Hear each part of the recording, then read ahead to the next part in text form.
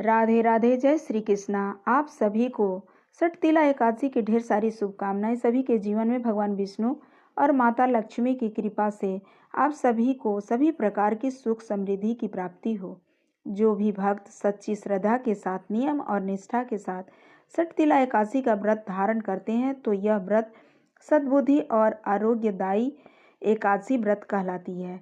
इस व्रत के करने से जानते हुए भी किए गए पाप कर्म नष्ट हो जाते हैं तथा इस व्रत के पुण्य प्रभाव से जन्म जन्मांतर के पाप नष्ट हो जाते हैं और स्वर्ग में अत्यंत ही आनंददायक सामानों से परिपूर्ण गृह प्राप्त होता है तथा दुर्भाग्यता, दीनता और दरिद्रता का नाश होता है।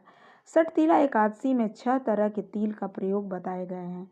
इस दिन तिलों से उपटन, तिल से स्नान, तिल का हवन, तिलादक पान और तिलों का आहार तथा तिल दान यानी 6 प्रकार के कर्म करने का विधान है।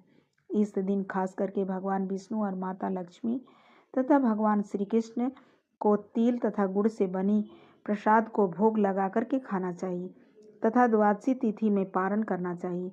एकादशी तिथि का आरंभ समय 13 जनवरी मंगलवार 3:19 और एकादशी तिथि की समाप्ति 14 जनवरी 2026 बुधवार शाम 5:54 पर है। तो सूर्योदय व्यापिनी के अनुसार सभी भक्त इस बार जो कि 14 जनवरी 2026 दिन बुधवार को एकादशी का व्रत धारण करेंगे और व्रत का पारण द्वादशी तिथि में करेंगे और हरिवासर समाप्त होने के बाद ही पारण करना चाहिए। द्वादशी तिथि प्रारंभ समय 14 जनवरी 2026 दिन बुधवार शाम 5:55 और द्वादशी तिथि की जो समाप्ति है वह 15 जनवरी 2026 दिन गुरुवार रात्रि 8:17 पर द्वादशी तिथि की समाप्ति है। हरिवासर समाप्त होने का समय 14 जनवरी की रात्रि 1 बजे से पहले ही है, इसलिए व्रत का पारण 15 जनवरी 2026 दिन गुरुवार को सुबह 7:15 से लेकर सुबह 9:20 पर तक किया जाएगा। व्रत वाले दिन गंगाजल से स्नान करें और गंगाजल न मिले तो शुद्ध जल से स्नान कर लें, शुद्ध वस्त्र धारण करें और भगवान सूर्य नारायण को अर्घ्य प्रदान करें।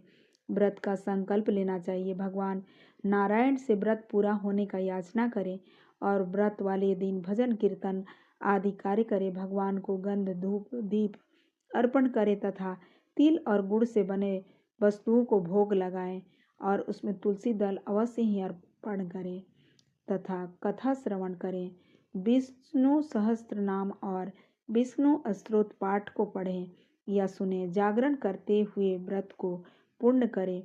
पारण वाले दिन नित्य क्रिया करने के बाद ब्राह्मणों को दान दें और फिर व्रत का पारण समयानुसार करें। इस व्रत में भगवान को खिचड़ी का भोग लगा करके द्वादशी में खिचड़ी के पारण को ही करना चाहिए। ओम नमो भगवते वासुदेवाय, कृष्ण गोविंद हरे मुरारी आदि का जप करते हुए रहना चाहिए।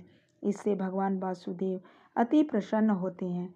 इस प्रकार यदि वीडियो आपको अच्छी लगे तो चैनल को सब्सक्राइब करें और एक छोटा सा कमेंट दें। राधे राधे, जिससे कि आपको इस तरह की नई नई जानकारियाँ हमेशा मिलती रहेगी।